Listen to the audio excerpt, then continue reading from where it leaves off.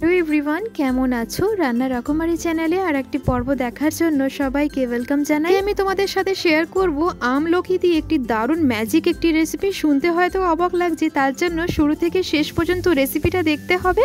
এখানে আমলকি নিয়েছি, এখানে মিনিমাম 10 থেকে 12টা মতো আমলকি আছে, আমি গুনিনি। তো আমার কিছু আমলকিগুলো নষ্ট হয়ে গেছিলো, বলতে এটা গাছে পাড়া আমলকি, তার জন্য নষ্ট হয়ে বলতে উপরটা একটু কালো কালো হয়ে গেছিলো, ভেতরটা ভালো ছিল, তাও আমি ফেলে দিয়ে পরিষ্কার করে ধুয়ে জল ঝরিয়ে নিয়েছি। এবার এটাকে আমি সেদ্ধ বসিয়ে দেব।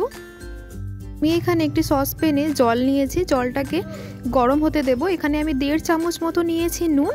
এবার যে আমলকিগুলো রেখেছিলাম ওইগুলো আমি এই জলের মধ্যে ছেড়ে দেবো। মিনিমাম 8 থেকে 9 মিনিট মতো একটু সেদ্ধ হতে দেব। এদিকে আমলকিগুলো সেদ্ধ হয়ে গেছে। সেদ্ধ হয়ে যাওয়ার পরে কিছুক্ষণ পরেই আমি ঠান্ডা করে নিয়ে এর মধ্যে যে বীজগুলো থাকে সেইগুলো বীজগুলো আরামসে দেখো কি সুন্দরভাবে বেরিয়ে যাচ্ছে। আমি এর সমস্ত বীজগুলোর থেকে বের করে নেব। আমলকি খাওয়া তো শরীরের পক্ষে কতই ভালো। আমলকিতে আছে ভিটামিন সি, আর আমাদের ওয়েট লস করতে খুবই সাহায্য করে। তার জন্য যতটা আমলকি খাওয়া যায় শরীরের পক্ষে ততটাই ভালো।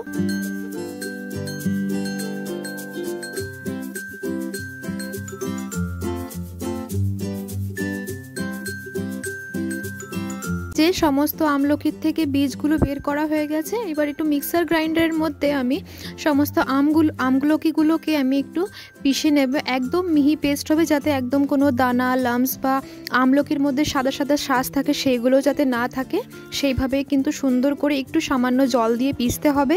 প্রত্যেক দিনের ভিডিও যদি তোমাদের ভালো লেগে থাকে প্লিজ একটি লাইক করে দেবে। এইদিকে আমলকি দেখো কতটা মিহি পেস্ট করেছি, একদম আঠালো আঠালো হয়ে গেছে। ঠিক এইভাবেই কিন্তু পেস্ট করতে হবে। এবার কড়াইতে নিয়েছি অল্প পরিমাণ মতো ঘি দিয়ে একটু ঘিটাকে গরম করে নেব। তারপরে এতে আমলকি দেব। সাহায্যে চারিদিকে ঘিটাকে একটু ব্রাশিং করে নিচ্ছি, যাতে আমলকি দিলে একটু লেগে না পড়ে।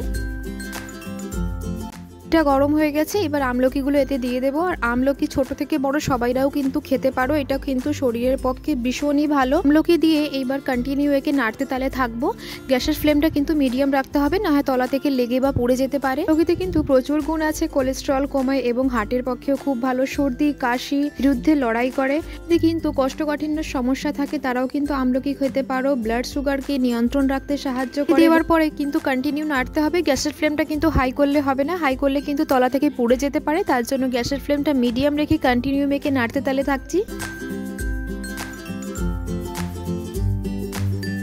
কিন্তু ব্লাড সুগারকে নিয়ন্ত্রণ করে, প্লাস রোগ প্রতিরোধ ক্ষমতাও বাড়ায় আর হাড় মজবুতও করে। এইদিকে কিন্তু আমি আমলকির মধ্যে দিয়েছি বিট নুন। বিট নুন যদি না থাকে তাহলে সন্দক লবণও দিতে পারো বা নর্মাল লবণও দিতে পারো। আমি একটু বিট নুন অ্যাড করেছি। বিট নুন দেওয়ার পরে আরও একে আমি 7 থেকে 8 মিনিট ভালোভাবে একটু নাড়িয়ে নেব। অনেকটা কিন্তু আঠালো আঠালো ভাব হয়ে গেছে। এইবার আমি এখানে অ্যাড করব চাট মশলা। অনেকেরা কিন্তু আমচুর পাউডারও দেয়, আমার কাছে আমচুর পাউডার ছিল না বলে চাট মশলা দিয়েছি। যদি আমচুর পাউডার না থাকে তাহলে কিন্তু চাট মশলাও দিতে পারো। চাট মশলা বা আমচুর পাউডার দেওয়ার কারণ হচ্ছে আমলকিতে একটা কষ্টা কষ্টা ভাব থাকে, সেটা চাট মশলা পাউডার দিলে সেই কষ্টা ভাবটা কেটে যায়। তার জন্য চাট মশলা বা আমচুর পাউডার আমরা সবসময় ব্যবহার করে থাকি। আমি এতে অ্যাড করব গুড়, চিনি অ্যাড করব না, কেন কি চিনিটা আমাদের শরীরের পক্ষে একদমই ভালো না। করলে কিন্তু আমলকির কোনো গুণই থাকবে না। গুড় দিয়ে করলে কিন্তু টেস্টের কোনো হেরফের হবে না, একই টেস্টই থাকবে। আর চিনিটা আমাদের শরীরের পক্ষে তো ভালোই না, যতটা অ্যাভয়েড করে পারা যায়। কিছু গোটা গোটা আছে, সেগুলো একটু খুন্তির সাহায্যে আমি একটু থেতো থেতো করে দিচ্ছি। এমনিতে গুড় আস্তে আস্তে মেল্ট হয়ে যাচ্ছে।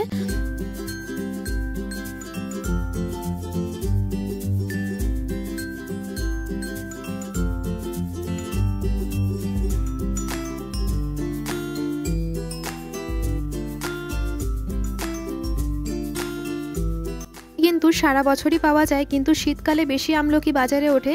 আমি এই মুহূর্তে উত্তরপ্রদেশে রয়েছি, এখানে আমলকির বেশি ফলন, তার জন্য এখানে 5 টাকা 7 টাকা কিলো। তো এই শীতকালে আমলকি খাওয়াটা শরীরের পক্ষে খুবই ভালো। শীতকাল কেন, গ্রীষ্মকালেও কিন্তু আমলকি খাওয়াটা আমাদের অনেক ভালো। এইদিকে দেখো কথা বলতে বলতে এইদিকে আমলকির কালারটা কতটা চেঞ্জ হয়ে গেছে আর কতটা সুন্দর লাগছে, প্রায় হয়ে যাওয়ার কাছেই আছে। কিন্তু আরেকটু আমি গুড় দেওয়ার পরে আরেকটু টানিয়ে নেব এটাকে।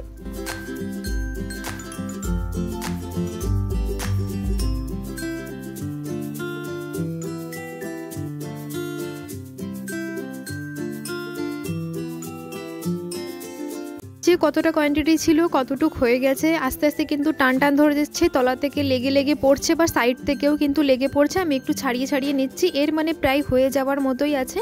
আর বেশিক্ষণ একে টান করব না, না হয় একদম টান হয়ে গেলে কিন্তু ভালো হবে না। তার জন্য আর 2 মিনিট মতো নাড়িয়ে ছাড়িয়ে একে আমি নামিয়ে নেব। দেখতেই পারছো কতটা আঠালো আঠালো হয়ে গেছে। এবার গ্যাসের ফ্লেমটা অফ করে একে আমি নামিয়ে নিয়েছি। প্লেটে একটু ঘি মাখিয়ে নিয়েছিলাম, এটাকে আমি কিছুক্ষণের জন্য ফ্রিজে রেখেছিলাম। এই যে বেশ আঠালো আঠালো হয়েছে, কিন্তু একদম লেগে পড়েনি। এবার একে আমি গুলি গুলি করে নেব, যেমন আমরা ছোটোবেলায় খেতাম কাঁচের গুলির মতো গোল গোল বল পাওয়া যেত আমলকির, ওরকমই গুলে নেব। যদি তোমরা চাও ছোট ছোট করতে আরও ছোট করতে পারো, আমি এরকম সাইজেরই কিন্তু গোল গোল গুলি টাইপের করে নেব, যাকে বলে আমলকির বড়ি। প্রসেসেও কিন্তু আমি সবগুলোকে এরকম গুলি গুলি ছোট ছোট করে গুলি গুলি করে নেব। ছোট একদম করছি না, আমি মিডিয়াম সাইজে রাখার চেষ্টা করছি। অত্যাধিক ছোট হয়ে গেলে অনেকটাই হয়ে যাবে, তার জন্য আমি মিডিয়াম সাইজেরই করে রাখছি।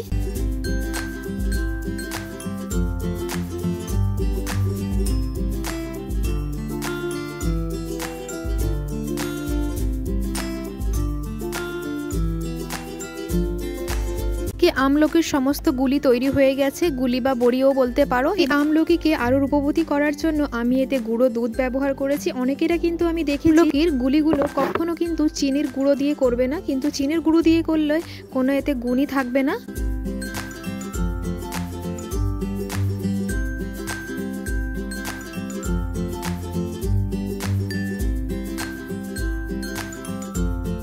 কিন্তু বাড়িতে অবশ্যই ট্রাই করো। আমলকিতে তো জানোই লিভার, কিডনি প্লাস চুল কালো হয়, গোড়া মজবুত হয়, চুল লম্বা হয়, প্লাস চুল স্বাস্থ্যকর হয়। কিন্তু আমার সমস্ত আমলকির গুলি বা বড়িও বলতে পারো সমস্ত তৈরি হয়ে গেছে।